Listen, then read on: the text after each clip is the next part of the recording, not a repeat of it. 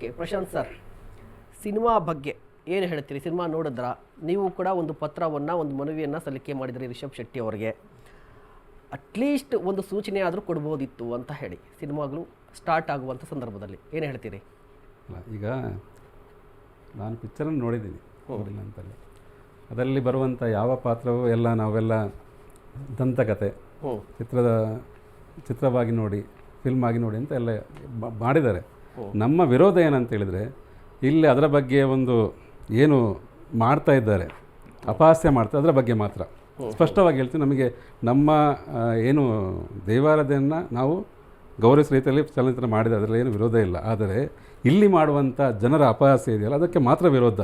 ಅದಕ್ಕೆ ಯಾಕೆ ಅವರಿಗೆ ಒಂದು ಲೆಟ್ರ್ ಬರೆದಿವಿ ಅಂತ ಹೇಳಿದರೆ, ನೋಡಿ, ಯಾವುದೋ ಒಂದು ಪಿಕ್ಚರಲ್ಲಿ ಒಂದು ಮಚ್ಚಿರ್ಕೊಂಡು ಕತ್ತಿರ್ಕೊಂಡು ಕೊಲೆ ಮಾಡ್ತಾನೆ, ಇದು ಮಾಡ್ತಾರೆ ಅವ್ರು ಬಂದು ಮಾಡಿದ್ರೆ ಪೊಲೀಸ್ ಅಂತ ಕಾನೂನು ಇಲ್ವಾ?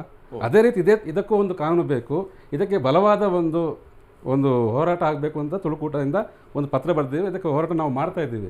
ಯಾಕೆಂದರೆ ಇದಕ್ಕೋಸ್ಕರ ಈ ಅಪಹಾಸ್ಯ ಮಾಡುವಂಥದ್ದು ನಮ್ಮ ದೈವದಲ್ಲಿ ಅದು ಅಸಂಬದ್ಧ, ಅದು ಮಾಡಲಿಕ್ಕೇ ಇಲ್ಲ. ಈ ರೀತಿ ಮಾಡಿದಾಗ ನಾವು ಸುಮ್ಮನೆ ಕೂತ್ಕೊಂಡ್ರೆ ನಮ್ಮ ಸಂಸ್ಕೃತಿಗೆ ನಾವು ಅವಮಾನ ಮಾಡಿದಾಗೆ, ನಮ್ಮ ತುಳುನಾಡು ಸಂಸ್ಕೃತಿಗೆ ನಾವು ಅವಮಾನ ಮಾಡಿದಾಗೆ. ನಮ್ಮ ತುಳುಕೂಟ ತುಳುನಾಡ ಸಂಸ್ಕೃತಿಯನ್ನು ಏನಿದೆ ಅದನ್ನು ಬೆಳೆಸುವ ರೀತಿಯಲ್ಲಿ ಇರುವಂಥದ್ದು. ಆ ರೀತಿಯಲ್ಲಿ ನಾವು ಇದನ್ನು ಅವಮಾನ ಮಾಡುವ ರೀತಿಯಲ್ಲಿ ಬಂದಾಗ ನಾವು ಅದಕ್ಕೆ ವಿರೋಧ ಮಾಡಿದ್ದೀವಿ ಹೊರತು ಆ ಚಲನಚಿತ್ರಕ್ಕಾಗಲಿ ಅಥವಾ ರಿಷಬ್ ಶೆಟ್ಟಿ ಅವರಿಗೆ ನಮಗೆ ವಿರೋಧ ಇಲ್ಲ. ಓಕೆ, ಅದರ ಬೇರೆ ಬೇರೆ ಬಂದಿದೆ, ಆದರೆ ಅದಕ್ಕೆ ನಮ್ಮ ವಿರೋಧ ಇಲ್ಲ ಸ್ಪಷ್ಟವಾಗಿ. ಮತ್ತು ಇದರ ಬಗ್ಗೆ ತಿಳಿದವರು ವಿದ್ವಾಂಸರೇ ಚರ್ಚೆ ಮಾಡಿ ಅದನ್ನು ಮಾಡಬೇಕು. ನಮ್ಮ ಅಧ್ಯಕ್ಷರು ಹೇಳಿದ್ದಾರೆ, ಇದನ್ನು ಚರ್ಚೆ ಮಾಡಿ ನಮಗೆ ಇದನ್ನು ಸರಿಯಾದ ದಾರಿಯಲ್ಲಿ ತೋರಿಸ್ಕೊಡ್ಬೇಕು ಅಂತ ಹೇಳಿದ್ದಾರೆ. ಹಾಗಾಗಿ ವಿದ್ವಾಂಸಗಳಿದ್ದಾರೆ ಇಲ್ಲಿ. ಅದರ ಬಗ್ಗೆ ಏನು ಇದು ಮಾಡಿಕೊಂಡು ರಿಷಬ್ ಶೆಟ್ಟಿ ಅವರಿಗೆ ಮನವಿ ಮಾಡೋದು ಅಷ್ಟೇ. ಇದರ ಬಗ್ಗೆ ನೀವೊಂದು ಬಲವಾದ ಕಾನೂನು ತರಬೇಕು.